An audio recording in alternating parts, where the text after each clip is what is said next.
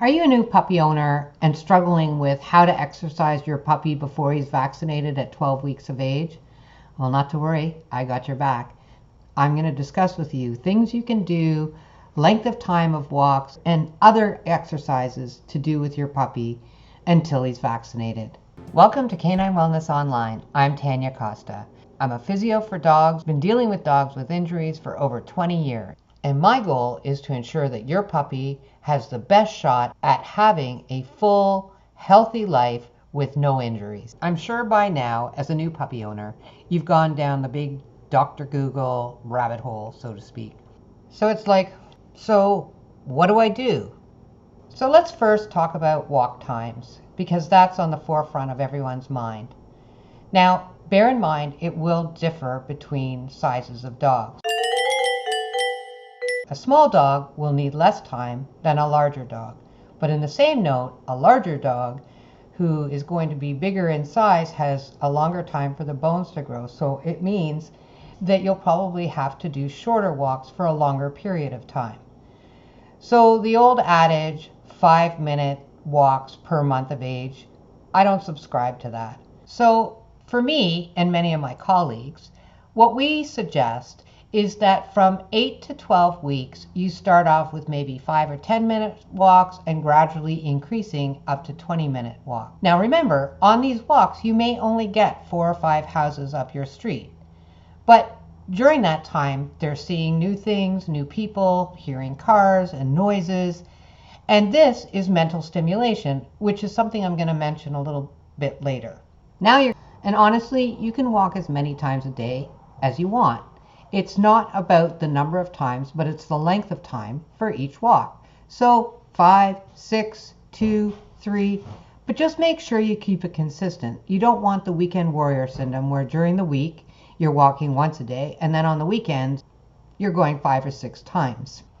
The other thing to consider here is that up until 12 weeks of age, your puppy isn't vaccinated. So you don't want to be exposing them to anything that could make them sick. Things like parvo, distemper, rabies, those types of things. A little tip here to know if your dog is tired or not is you may notice that they're sitting a lot. So you're walking along and then they sit. And then they walk further and sit again. This might be a sign that they're tired. Another sign, which can mean they're tired or stressed, which means you should probably stop the walk as well, is they start yawning or scratching themselves. This is telling you that they're stressed or they're tired or a bit of both, and you should probably end the walk there. And my last thing that really is important is make sure you use a harness, because if your puppy gets afraid by something, they can back out of their collar, but they can't back out of a harness. So safety is always number one. So you ask, well, my puppy's so active and how am I going to make him tired? But one of the best things you can do with your puppy is playing some mind games, playing Find It. In this video here, you'll learn how to play Find It for a dog that's injured. Well, it's the same for a puppy.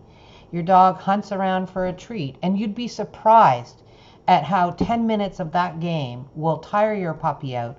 They'll run into their crate, and they'll be passed out for 2 hours. And then you can do your house cleaning. I'm going through that right now as we speak. One of the other things is playing with your puppy in the garden. You know, in this video here, I show you just rolling the ball for Sam and letting him kind of go for the ball and then sniff around, and then he wants to dig a hole or whatever your puppy wants to do. But the thing about this type of exercise is that your puppy will be able to stop, and when he's tired, he'll probably lie down for a minute, 2 minutes, maybe even 10 minutes and fall asleep. But he can stop when he feels physically overworked. Now let's talk about exercises you should avoid. The biggest thing and the most important piece of information I can give you is any exercise that is repetitive. So what that means is you should not play chuck it. You should not play frisbee.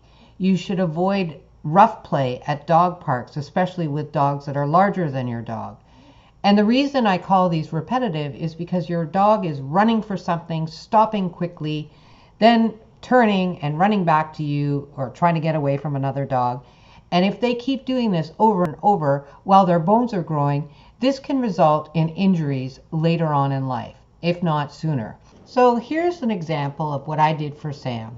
First of all, the first week home, we gave 10-minute walks times 4, let him sleep for an hour, then maybe went out and did some ball rolling for 5 minutes, then maybe a find it game, and then a training session. At week 9, walks I might have increased to 12 minutes, 4 or 5 times a day. And I mean, if it's 15 minutes or 11 minutes, I'm just trying to give you a baseline here. But again, letting him sleep. So after he had a walk, I brought him back home, put him in his crate for an hour. Then we went out, did a little tug of war.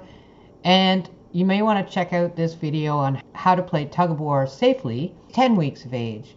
So I increased his walks, maybe 15 minutes times 4, or maybe sometimes it was only that week twice a day.